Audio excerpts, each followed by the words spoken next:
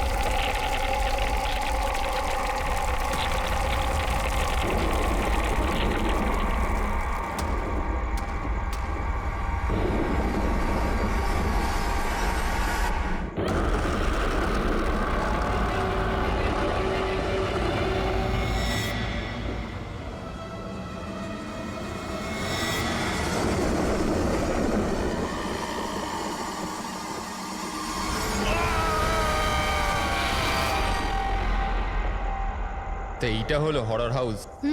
Adventure again. আরে ভাই ভয় পাচ্ছিস নাকি? আরে ভয় পাস না, আমি আছি তো সাথে। যদি কিছু হয়ে যায় আমার। আরে কি আর হবে ভাই।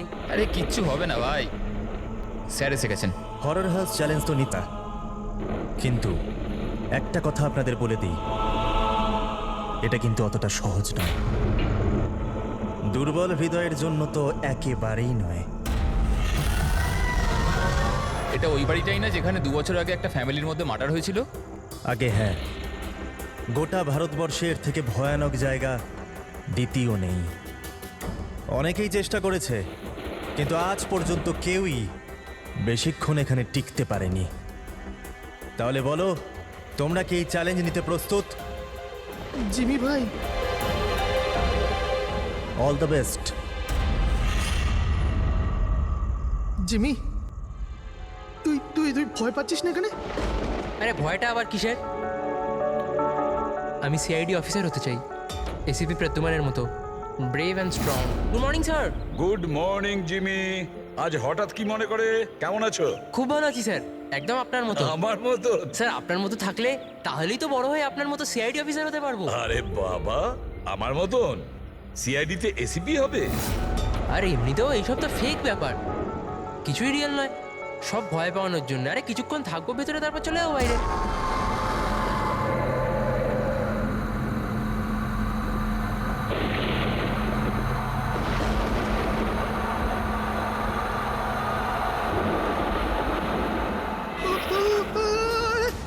আরে আরে খোল রোহিত, রোহিত খোল না, আরে খোল। ঠিক আছে, আরে রোহিত তো খোল না। এখন এখান থেকে আমাদের আলাদা আলাদা যেতে হবে। Jimmy, see you later Sushant. আরে বাই। জিমি প্লিজ দরজাটা সুশান্ত খুলে কিচ্ছু দে হবে জিমি। না। আরে চল না ভাই। আরে প্লিজ কাম ব্যাক গাইস।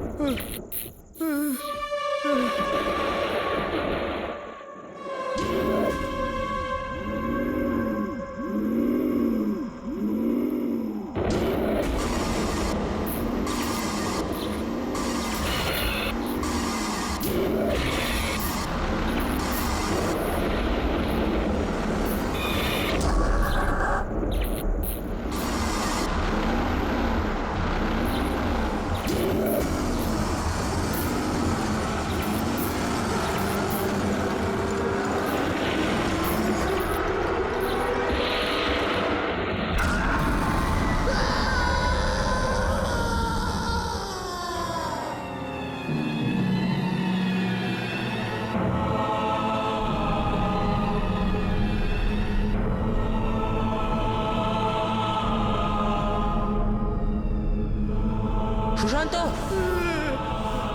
এদিকে কোথায় যাচ্ছিস? ক্লাস করবি, চল। সুশান্ত, কি হয়েছে? কাল রাত্রিরে আন্টিও ফোন করেছিল। তোর কি হয়েছে আমাকে একটু বলবি? দেখে তো কিছুই বোঝা যাচ্ছে না, কিছু তো বল। তুই চল আমার সাথে ক্লাসে চল। এই, কিছু তো প্রবলেম আছে।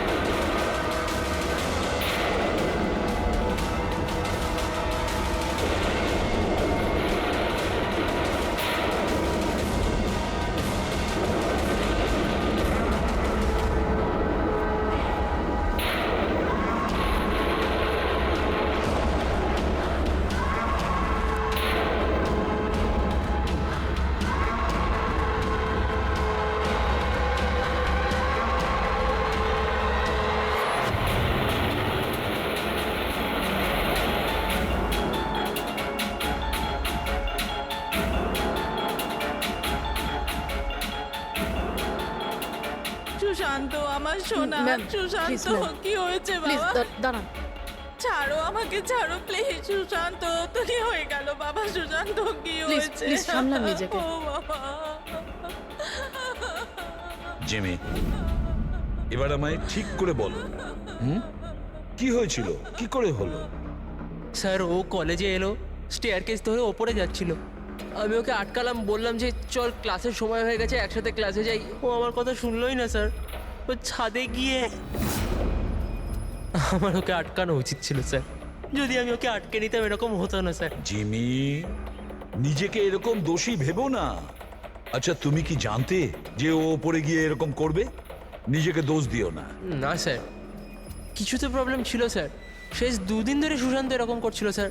না কারুর সাথে কথা বলছিল আর অদ্ভুত আচরণ করছিল স্যার। আমার ওর সাথে কথা বলা উচিত ছিল স্যার। যদি কথা বলতাম হয়তো তাহলে কিছু। আচ্ছা, এই গত 2 দিন ধরে কি হয়েছিল? মানে বলতে চাইছি প্রবলেমটা কি ছিল? হ্যাঁ, আমরা ওকে হরর হাউস নিয়ে গেছিলাম স্যার। ওর ইচ্ছে ছিল না যাওয়ার, তাও আমরা ওকে ফোর্স করে নিয়ে গেছিলাম স্যার। সুশান্ত ভাই, ভাই কি হলো? সুশান্ত! তার মানে তুমি বলতে চাইছো হরর হাউসে যাওয়ার পরেই সুশান্ত? হ্যাঁ স্যার, কিছু তো হরর হাউসেই হয়েছিল স্যার। আমরা সবাইও ভয় পেয়েছিলাম, কিন্তু সুশান্ত একটু বেশি ভয় পেয়েছিল স্যার। আমরা ভোরবেলা ওকে ওর বাড়িতে ছাড়তেও গেলাম। আমরা ভাবলাম যে শোয়ার পরে সব ঠিক হয়ে যাবে, কিন্তু না স্যার, রাত্রিবেলায় কিছু একটা হয়ে গেছিলো ওর সাথে। ভাই আমার কথাটা শোন, তুই শুয়ে পড়, ওটা একটা শুধু গেম ছিল। তুই ওখানে যা যা দেখেছিস একটাও কিছু রিয়েল ছিল না, সব ফেক ছিল। আমার কথাটা শোন। না জিমি ভাই, আমার কথাটা বিশ্বাস কর, কিচ্ছু ফেক ছিল না, সব সব আসল ছিল ভাই। কিছু তো ছিল ভাই। ও ও এখনো আমার সাথেই আছে। ও আমাকে ছাড়বে না ভাই, আমাকে ছাড়বে না। ওর কথা বলার ধরন থেকে আমার মনে হলো যে ও এখনো ভয় পেয়ে আছে, কিন্তু না স্যার, সুশান্ত ঠিক ছিল স্যার। ওকে কেউ একটা মেরে দিল স্যার, আর আমরা বাঁচাতেও পারলাম না। মেরে দিল সুশান্তকে স্যার।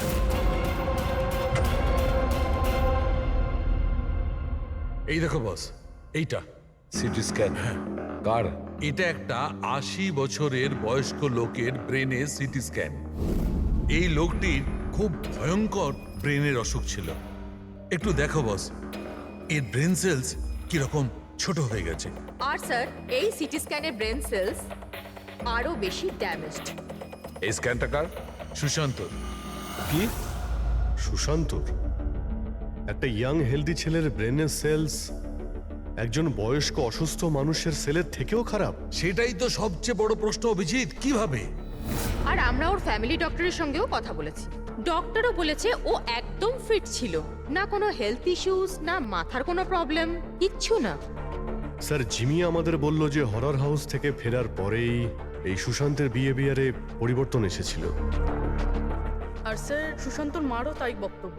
সুশান্ত অদ্ভুত অদ্ভুত কথা বলতে শুরু করেছিল। ওর মনে হচ্ছিল ওর আশেপাশে কেউ আছে যে ওকে মারতে চায়, অথচ কিছুই ছিল না। মাত্র দুদিনে সুশান্তর স্কিজোফ্রেনিয়া সিম্পটম দেখা দিয়েছিল। কিন্তু কিভাবে? অভিজিৎ, জিমি হয়তো ঠিকই বলছে, এটা কোনো আত্মহত্যা নয়, খুন হয়েছে, খুন করা হয়েছে। কিন্তু খুন করলো কিভাবে?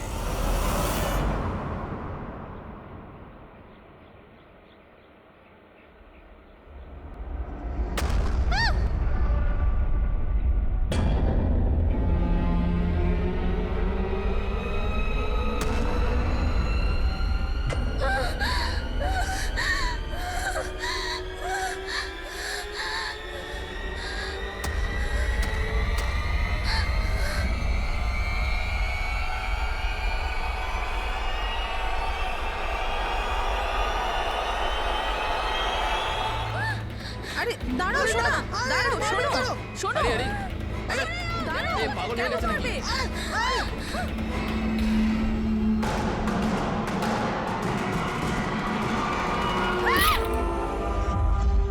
মেয়েটা খুব ভয় পেয়েছিল। এমন মনে হচ্ছিল যেন কেউ ওর পিছু নিয়েছিল। অদ্ভুত রকমের সব কথা বলছিল। আমরা তোর সাহায্য করছিলাম, আমাদের দেখেই পালাতে গেল আর গাড়ির সামনে পড়ে গেল। তোমরা নিনার বন্ধু, তাই তো? তো তোমরা ওকে কখনো অদ্ভুত বিহেভ করতে দেখেছো? ছিল, কিন্তু আজ যখন কলেজ এলো একদম অন্যরকম বিহেভ করছিল। জিজ্ঞাসা করতে কিছু বললো না তো, তারপর হঠাৎ করে ক্লাস ছেড়ে চলে গেল। মানে কাল অবধি সব ঠিকঠাক ছিল, তো আজ আর কালের মধ্যে এমন কি হয়েছে যে ও এইভাবে বিহেভ করছিল? কাল রাতে আমরা হরর হাউসে গিয়েছিলাম, আর লিনা খুব বেশি ভয় পেয়ে গিয়েছিল। আমরা ভাবলাম যে সারা রাত ভালো করে ঘুমোলে সকালেও ঠিক হয়ে যাবে। এক্স্যাক্টলি কি হয়েছিল ওখানে? স্যার, লিনা ওখানে হঠাৎ করে অজ্ঞান হয়ে গিয়েছিল। Leena Leena Leena Leena are you okay? তারপর থেকেই তো ও অদ্ভুত বিহেভ করতে লাগে। ওকে দেখে মনে হচ্ছিল ওকে যেন কেউ মেরে দেবে। কি হলো? কেউ আছে ওখানে, দেখ কেউ আছে। না, কেউ এখানে এসেছে কেন? যাও গো, কেউ নেই ওখানে। আমি যেখানেই যাই সেখানেই চলে আসে। আমাকে ছাড়বে না, আমাকে মেরে ফেলবে। হরর হাউস, এটা সেই হরর হাউস যেখানে সুশান্ত তার বন্ধুর সঙ্গে গিয়েছিল, আর যেখান থেকে আসার পরে ওর আর নিনার মাথার মধ্যে নানান রকমের চিন্তা ঘুরতে থাকে, ভুল ধারণা হতে থাকে। কিছু না কিছু গন্ডগোল আছে এই হরর হাউসে, কিছু না কিছু গোলমাল আছে। এরকম কিচ্ছু নেই স্যার, আমি সত্যিই জানি না ওদের দুজনের কি হয়েছে। তুমি জানবে না তো আর কে জানবে? হ্যাঁ, এই হরর হাউসের ব্যাপারে তোমার কোম্পানি সোশ্যাল মিডিয়াতে মেসেজ শেয়ার করেছিল, তাই না? আর এতে পরিষ্কার লেখা আছে যে এই হরর হাউসে মার্ডার হয়েছে, আর যে কেউ এই বাড়িতে এক রাত থাকলে তাকে 50,000 টাকা পুরস্কার দেওয়া হবে। হ্যাঁ, আর এতে এটাও লেখা আছে যে এই হরর হাউস তৈরি হওয়ার আগে 2-3 জন এখানে রাতে ছিল যারা এখনো নিখোঁজ। এদের এখনো পর্যন্ত খোঁজ পাওয়া যায়নি। স্যার, মার্কেটিংয়ের জন্য সব কিছু করতে হয়। হরর হাউসের প্রমোশনের জন্য কিছু অ্যাক্টরকে দিয়ে আমরা কাজ করিয়েছিলাম যাতে লোকেরা এখানে আসে। আপনারা যদি চান তো না আমার ঠিকানা দিতে পারি, আপনারা জিজ্ঞাসা করতে পারেন ওদের। আচ্ছা, তুমি যদি এসব কিছু মার্কেটিং এর জন্য করে থাকো তাহলে এর পেছনের আসল গল্পটা কি? স্যার, এখানে একজন খুব ধনী মানুষ থাকতো তার নিজের পরিবারের সাথে, বিক্রম। আর একদিন সে নিজের গোটা পরিবারটাকে মেরে দিয়েছিল।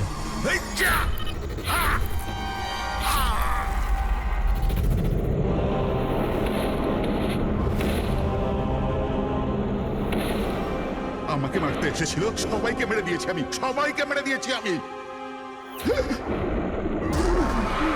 আমায় মারবি, আমায় মারবি।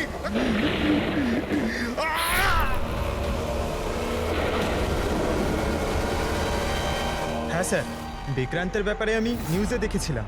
স্যার, এই জায়গাটা এমনিতেই ভূত বাংলোর নামে বদনাম ছিল, তো কেননা সেখান থেকে কিছু টাকা কামানো যাক। তাহলে স্কুল কলেজের বাচ্চাদের এরকম চ্যালেঞ্জ দিয়ে টাকা কামানোর নতুন উপায় বার করেছো, হ্যাঁ? কিন্তু তুমি কি ভেবেছো তোমার এই লোক দুটো বাচ্চার জীবন নিয়ে নিয়েছে? স্যার, আপনি জানেন তো যে হরর হাউসটা আসলে কি? এখানে সব কিছুই নকল স্যার। ভয় পাওয়ানোর জন্য ডেড বডির জায়গায় নকল অভিনেতারা থাকে, রক্তের জায়গায় লাল রং থাকে, লাউড নয়েজেস থাকে, দ্যাটস ইট। এখানে এমন কিচ্ছু নেই স্যার যাতে কারোর বিপদ ঘটতে পারে। স্যার স্যার ডক্টর সালুঙ্কের মেসেজ করেছে। ওর সিটি স্ক্যান থেকে জানা যাচ্ছে যে ওর ব্রেন সেল সেইভাবেই ড্যামেজ হয়েছে, ঠিক যেমনভাবে সুশান্তেরটা হয়েছিল স্যার। এবার বলো, যদি এটা সত্যি নাটক হয়ে থাকে, নকল হয়ে থাকে, তাহলে কারোর ব্রেনের উপর এত প্রেসার পড়বে কি করে? স্যার, আমি এর সম্পর্কে কিচ্ছু জানি না, আমি সত্যি বলছি। ঠিক আছে, আজ রাতে এই হরর হাউসে আমরা থাকবো। জানতে তো পারা যাবে বিজনেসের নামে এখানে কোন কোন খেলা চলছে।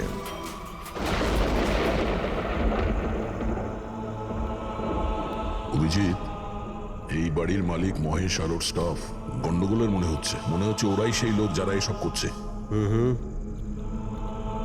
আমরা আলাদা আলাদা রুমে যাব, একা। আমরা সবাই নিশ্চয়ই এটা জানি যে এরা এখানে এমন ব্যবস্থা করে রেখেছে যাতে আমরা সবাই ভয় পেয়ে যাই। হ্যাঁ,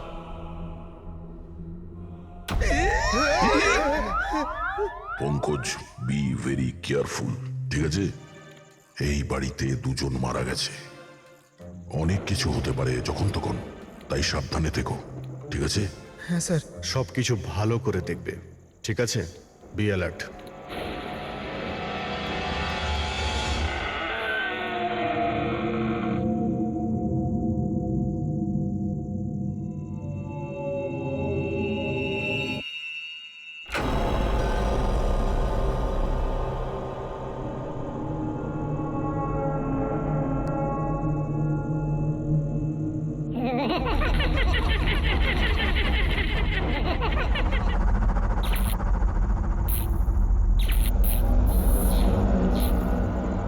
যদি দরজা অবধি যেতে হয় তো এই লাশগুলোকে টপকে যেতে হবে।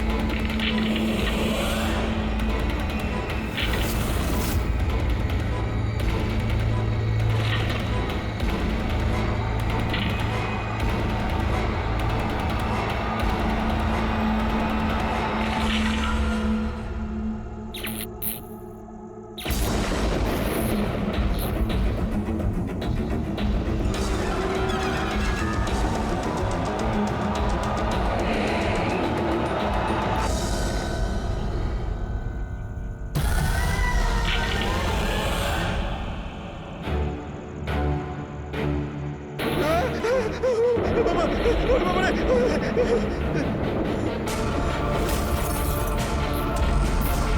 বিক্রান্ত?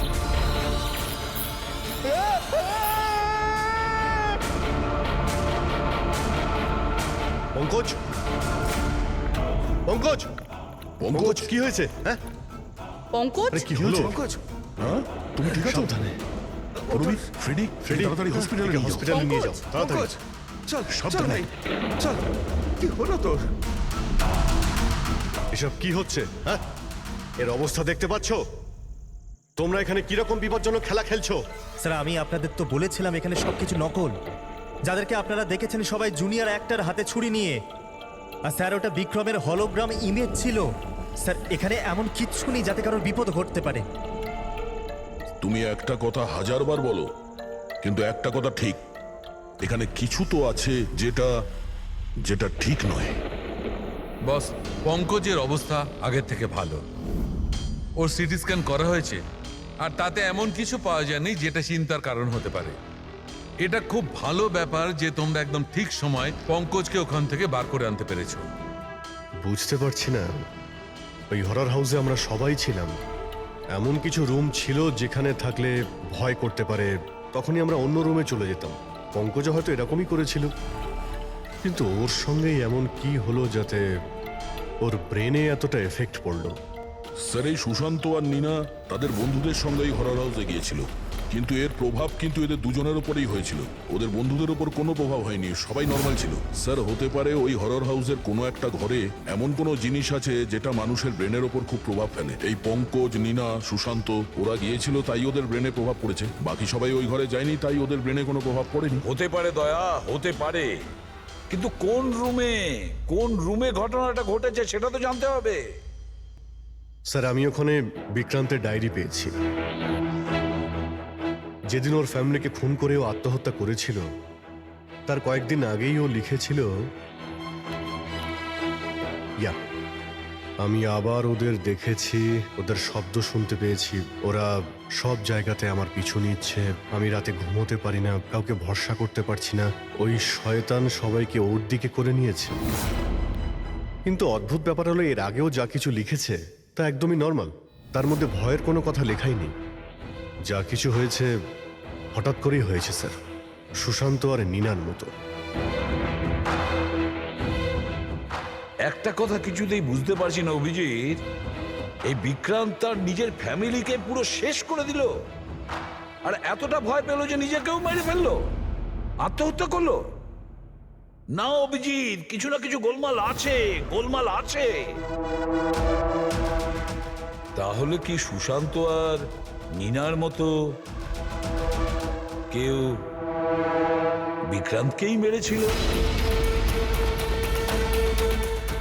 এটা আত্মহত্যা নয় বরং খুন। বাট কি হতে পারে বিক্রান্তের সঙ্গে, কি হয়েছিল ওর সাথে, কিভাবে জানা যাবে?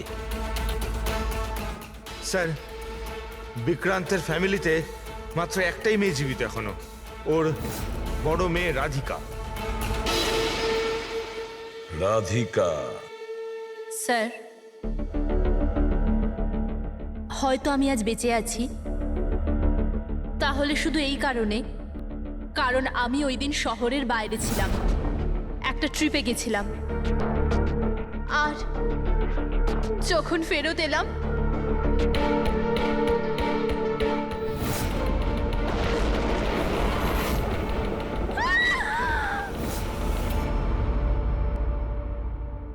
ওনার ডায়েরি আমি পড়েছি, তাতে এটা জানতে পেরেছি যে 10 সেপ্টেম্বরের আগে উনি একদমই নর্মাল ছিলেন।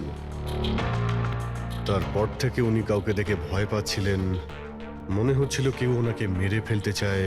10 সেপ্টেম্বর।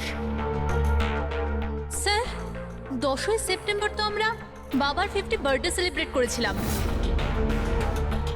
অনেক লোক এসেছিল, ফ্যামিলি, ফ্রেন্ডস, আর স্যার বাবা তো খুব খুশি ছিল। স্যার, কিন্তু বাবার বার্থডের পরেই ওনার বিহেভিয়ার চেঞ্জ হয়েছিল। অভিজিৎ, তার মানে বিক্রান্তের সঙ্গে যা কিছু ঘটেছে সেটা ওই বার্থডে পার্টিতেই হয়েছে। কি কি এমন হয়েছিল যেটার কারণে বিক্রান্ত সেদিন ডিস্টার্ব ছিল? কি হতে পারে? আচ্ছা রাধিকা, আপনি বলতে পারবেন ওই দিন বার্থডেতে কারা কারা এসেছিলেন? ওই দিনের ভিডিও আর ফটোগ্রাফসও চাই আমাদের। সারা রাত বিক্রমকে পার্টিতে একদম নর্মাল লাগছিল, কিন্তু লেট নাইটে কারোর সাথে ওর ঝগড়া হয়েছিল। আমি দূর থেকে দেখেছিলাম, খুব জোরে জোরে তর্ক বিতর্ক চলছিল। তার সঙ্গে অজয়, বিক্রান্তের বেস্ট ফ্রেন্ড।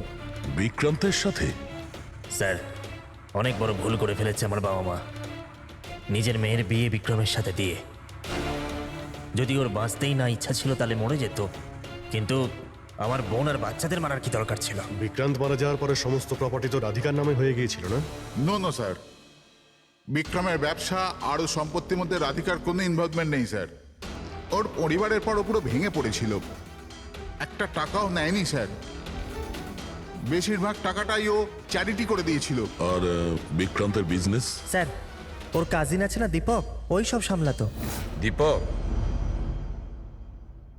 বিক্রান্তের মৃত্যুর পরে ওর পুরো বিজনেসের প্রপার্টি তুমি সামলেছ, তাই তো? কারণ বিক্রান্তের ফ্যামিলিতে আর কেউ ছিল না, শুধু রাধিকা ছাড়া।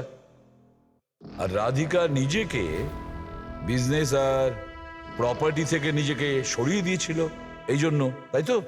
আগে সবাই এটা জানতো যে বিক্রম আমার কাজিন ছিল, আর কাউকে তো দায়িত্ব নিতেই হতো। কিন্তু এসব আপনি আমায় কেন প্রশ্ন করছেন? দেখুন, বিক্রম আর তার পরিবারের সাথে যা কিছু হয়েছে তার আফসোস সবারই আছে। ওটা একটা দুর্ঘটনা ছিল, চক্রান্ত নয়। আপনারা সবাই এটা ভাবছেন যে দীপক আত্মহত্যা করেনি, খুন করে দিয়েছে কেউ ওকে। আমি মেরেছি ওকে, আর টাকা দিয়ে আমি খুন করিয়েছি ওকে। স্যার, ও আমার খুব ভালো বন্ধু ছিল, খুব ভালো। আমাদের দুজনের মধ্যে পুরো একদম ভাইদের মতো ভালোবাসা ছিল।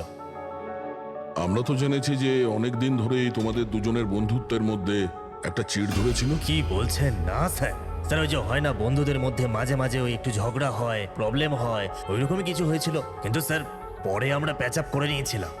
স্যার আমার কথা ভালো করে শুনুন, যদি আমাদের মধ্যে বন্ধুত্ব না থাকতো তাহলে ও কি আমাকে পার্টিতে ডাকতো? হ্যাঁ, রাইট। আর ওই পার্টিতেই তোমার সঙ্গে খুব ঝগড়া হয়েছিল বিক্রান্তের। ঝগড়া? আমাদের কাছে একজন সাক্ষী আছে। না স্যার, ঝগড়া হয়নি স্যার। আসলে কি বলুন তো, ওই 3-4 পেক ভেতরে যাওয়ার পর শুধু আমরা দুজন হাইপার হয়ে গেছিলাম। তারপর আমাদের দুজনের মধ্যে ওই তর্কাতর্কি শুরু হয়ে গেছিল, দ্যাটস ইট। অদ্ভুত কথা বলেন ম্যাম আপনারা। পুরো পৃথিবী জানে যে বিক্রম নিজের ফ্যামিলির খুন করে নিজে সুইসাইড করেছিল। হতে পারে ওর অনেক বড় প্রবলেম ছিল, পুলিশও এই কেসটা ক্লোজ করে দিয়েছে। তো আপনারা কেন আমাকে 2 বছর বাদে এই কেসটাতে ফাঁসাতে চাইছেন? আমি এরকম কেন করব? দেখুন, আমরা তো শুধু এটুকুই জানতে পেরেছি, বিক্রান্তের কোম্পানিতে বছরের পর বছর কাজ করার পরেও আপনার প্রমোশন হয়নি। ইনফ্যাক্ট বিক্রান্ত আপনাকে বরখাস্ত করতে চেয়েছিল, আর তারপর আচমকা বিক্রান্তের মৃত্যুর পর আপনার ফাইন্যান্সিয়াল কন্ডিশন বেটার হয়ে গেল। হ্যাঁ, তো মানে আপনারা এটা বলতে চাইছেন যে আমি বিক্রমকে খুন করে ওর পুরো প্রপার্টিটা নিজের নামে করিয়ে নিয়েছি? Is that you want to say? আপনাদের এটা মনে হয় যে আমি বিক্রমকে উস্কেছিলাম নিজের ফ্যামিলিকে মেরে দিয়ে আত্মহত্যা করার জন্য? এ ব্যাপারে আপনাদের কাছে কোনো প্রমাণ, কোনো সাক্ষী আছে? দীপক, বিক্রান্তের 50তম জন্মদিনের পার্টিতে তুমি নিশ্চয়ই ছিলে, তাই তো? তাহলে কোনো গিফটও নিয়ে গিয়েছিলে? 50 বছরের পার্টি বলে কথা। কি কি নিয়ে গিয়েছিলে একটু বলো না। আগে 2 বছর আমি বিভিন্ন জনকে বিভিন্ন গিফট করেছি, কি করে বলবো যে বিক্রমকে কি দিয়েছিলাম? আমি ঠিক মনে করতে পারছি না। আই থিঙ্ক শুধু কার্ডটাই দিয়েছিলাম। কিন্তু স্যার এই হঠাৎ মধ্যখানে গিফট কোথা থেকে চলে এলো? আর আমার মনে নেই যে আমি ওকে কি গিফট দিয়েছিলাম। এটা 2 বছর আগের ঘটনা ম্যাম। আর কাউকে কোনো গিফট দেওয়া কি কোনো দোষের কিছু? আমি বিক্রমকে ওর ফেভারিট অথরের নতুন বই গিফট করেছিলাম, কিন্তু ওকে অন্যরা কে কি গিফট করেছিল সেটা আমি জানি না। আপনি কেন জানতে চাইছেন?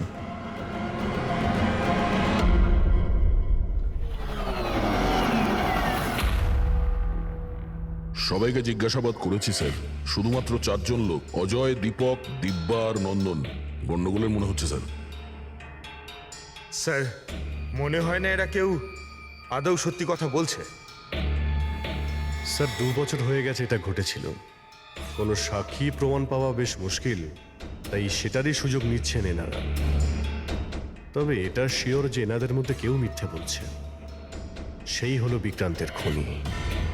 অভিজিৎ, তাও একটা প্রশ্ন থেকে যায়, যদি এমন কেউ গিফট দিয়ে থাকে যেটাতে মাথা খারাপ হয়ে যায়, তাহলে বিক্রান্তের কেন মাথাটা খারাপ হলো সেই জিনিসটা পেয়ে? আরো তো অনেকে ছিল ওই ঘরে, তাদের কোনো কিছু হয়নি কেন? হ্যাঁ স্যার, বিক্রান্তের ফ্যামিলিতে 5 জন লোক ছিল, চাকর বাকর আলাদা। ওদেরও তো প্রভাব পড়তে পারতো এর ওপরে। যেমন 2 বছর বাদে যত লোক ওখানে গেছে, কারোর ওপর কোনো প্রভাব পড়েনি, শুধুমাত্র পঙ্কজ, সুশান্ত আর নীনা। পঙ্কজ, বলো কোন রুমে গিয়েছিলে আর কিভাবে গিয়েছিলে?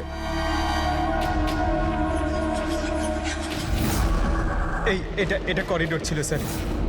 আমি সিঁড়ি দিয়ে নিচে যাই স্যার, করিডোর ক্রস করে এখানে হলে যাই স্যার, আর তারপর স্যার ওখানে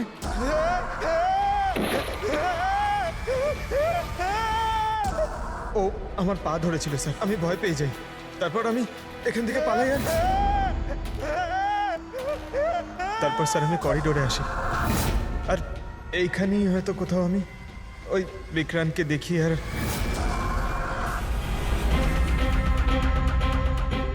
হ্যাঁ স্যার, পঙ্কজকে আমরা এখানেই পেয়েছি, এই করিডোরেই, আর নীনাকে ওর বন্ধুরা এই জায়গাতেই দেখেছিল, আর সুশান্তও এখানেই সুশান্ত এই জায়গাতেই পেয়েছিল। আর সেটা যাই হোক, যেটা আমরা খুঁজছি হতে পারে এর আশেপাশেই কোথাও আছে। স্যার ওখানে কি থাকতে পারে? ওখানে তো অ্যান্টিক্স, পেন্টিং, না জানি কি কি ছিল। ওখানে এমন কি থাকতে পারে যার জন্য ওরা মারা গেল? স্যার বিক্রান্তের মৃত্যু 2 বছর আগে হয়েছিল, আর এই দুজনের মৃত্যু সবে মাত্র হয়েছে 2 বছর পরে। এমন কি জিনিস থাকতে পারে ওখানে যার ফলস্বরূপ এতগুলো মৃত্যু হলো? কি আছে সেটা খুনি বলতে পারবে। সিআইডির লোক এটা বলল যে ওই রাতে যা যা হয়েছে সেসব আমাদের থেকে আরেকবার জানতে চায়। এই জায়গাতেই যেখানে পার্টি হয়েছিল সেখানে এক্স্যাক্টলি কি হয়েছিল, ওই রাতে কে কি করছিল এবং কোথায় ছিল। আরে এসিপি স্যার এখন অব্দি এলেন না কেন? আমি এর থেকে বেশি অপেক্ষা করতে পারবো না। এনাফ। একটা কাজ করি, এসপি স্যারকে একবার ফোন করে নিই। ওকে। আরে তোমরা যা করবে করো, আমি তো চললাম। আমি এখানে এক মুহূর্ত থাকবো না, আরে এক মুহূর্ত থাকবো না। আরে দাঁড়ান একবার।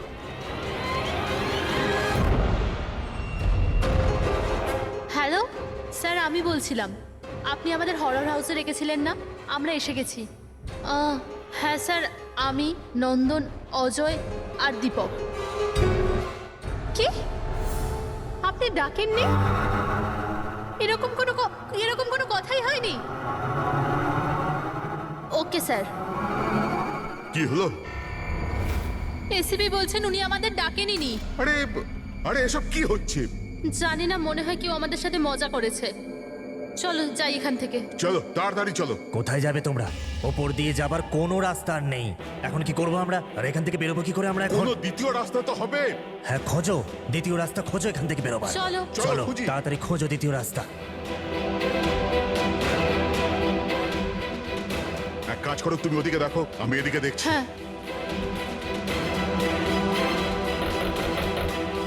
আরে কেউ আছেন? প্লিজ দরজা খোলো।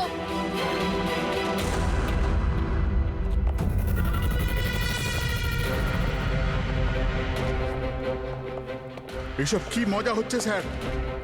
আপনারা কেন বিরক্ত করছেন আমাদের?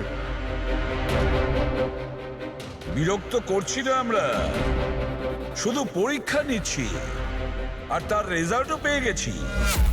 আমরা বুঝতে পেরেছি খুনি কে। আপনাদের সবাইকে এই হরর হাউসে সেই জায়গাতে বন্দি করা হয়েছিল যেখানে এমন কোনো জিনিস আছে যার কারণে ব্রেনের ওপর খুব প্রভাব পড়ে আর মানুষ অদ্ভুত ধরনের বিহেভ করে, কিন্তু ওই জিনিসটার ব্যাপারে খুনি জানে, আর সেই জিনিসের কারণেই খুনিকে চিনতে পারা গেছে। খুবই স্বাভাবিক খুনি ওই জিনিসটাকে নোটিস করবে, তার থেকে দূরে যাওয়ার চেষ্টা করবে, কারণ ও এটা চাইবে না যে বিষাক্ত কেমিক্যালের প্রভাব ওর উপর যেন না পড়ে। চারিদিকে দরজা বন্ধ ছিল, ও এখানে আটকে গিয়েছিল, সেই জন্যই ও ওটাকে ছুঁয়ে ফেলার ভুল করে। আর এই ঘরে কি কি ঘটেছে সবকিছু সিসিটিভি ক্যামেরায় বন্দী।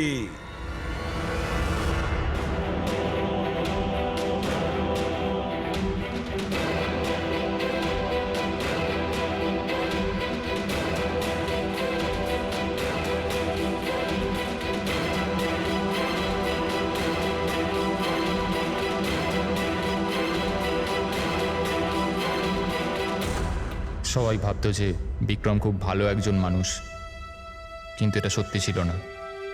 বিক্রম খুবই বাজে লোক ছিল। ওর আমার বউয়ের সাথে অ্যাফেয়ার চলছিল। আমার বউ তার ভুল বুঝতে পেরেছিল। ও বিক্রমের থেকে দূরে যেতে চাইলেই বিক্রম ওকে হুমকি দিতে শুরু করলো। বলতে লাগলো তোমার বরকে বলে দেবো, ওকে চাকরি থেকে বের করে দেবো। লজ্জায় আমার বউ আত্মহত্যা করেছিল। আর তাই তুমি ওর ওপর প্রতিশোধ নিতে চেয়েছিলে? আমার একটা বন্ধু কেমিস্ট ছিল, আমি ওর থেকেই টক্সিক বিষটার সম্বন্ধে জানতে পারি। আমি জানতে পেরেছিলাম যেটা এমন একটা কেমিক্যাল যাতে মানুষ মানসিকভাবে অসুস্থ হয়ে পড়ে। আমি বিক্রমকে গিফট দেওয়ার জন্য একটা অ্যান্টিক লণ্ঠন কিনলাম, আর ওর সলতেটাকে ওই কেমিক্যালটার মধ্যে চুবিয়ে ওকে গিফট করে দিলাম। যখন যখন বিক্রম ওই লণ্ঠনটাকে জ্বালাতো, ওর বিষাক্ত ধোঁয়া সারা ঘরে ছড়িয়ে পড়তো। বিক্রমের ওপর ওই ধোঁয়ার প্রভাব সেইভাবেই পড়ল যেভাবে আমি চেয়েছিলাম। ফলে ও আস্তে আস্তে পাগল হতে থাকে, আর একদিন হঠাৎ পরিবারের সকলকে মেরে দিয়ে নিজেও মরে যায়। কেউ কোনোদিন এটা জানতেও পারেনি যে ওই কেমিক্যালটার জন্যই ও এত বড় একটা কাণ্ড ঘটিয়ে ফেলল। আর একদিন কেসটা বন্ধ হয়ে গেল। তারপরে বিক্রান্তের এই বাড়িটাকে মহেশের বাবা কিনে নেন। মহেশ এটাকে হরর হাউস বানায় আর বিজনেস স্টার্ট করে দেয়, কিন্তু ওই জিনিসটা এখানেই রয়ে যায়, স্টাডি রুমে নয়, করিডোরে, যার জন্যই এইসব হচ্ছিল। সত্যি বলছি, আমি যখন জানতে পারলাম যে ওই বিষাক্ত লণ্ঠনটার জন্য 2 বছর বাদেও লোকজন মারা যাচ্ছে, তো আমি ঘাবড়ে গেলাম। আমি লণ্ঠনটা এখান থেকে বের করবার রিস্কটা নিতে চাইনি। সব অপরাধী একই কথা ভাবে। সে খুব চালাকি করে নিজের কাজটা করেছে, আর তাকে কেউ কোনোদিন ধরতে পারবে না। কিন্তু সব অপরাধী ওই একই কথা ভুলে যায়। আইনকে কেউ বেশি দিন ধরে বোকা বানিয়ে রাখতে পারে না। একদিন না একদিন সে ধরা পড়বেই। দেখো, তোমার সেই প্রতিশোধের আগুনে কতগুলো নিরীহ লোকের প্রাণ গেল। আইন তোমাকে কোনোদিন ক্ষমা করবে না। কঠোরতম শাস্তি হবে তোমার, ফাঁসি হবে তোমার, ফাঁসি।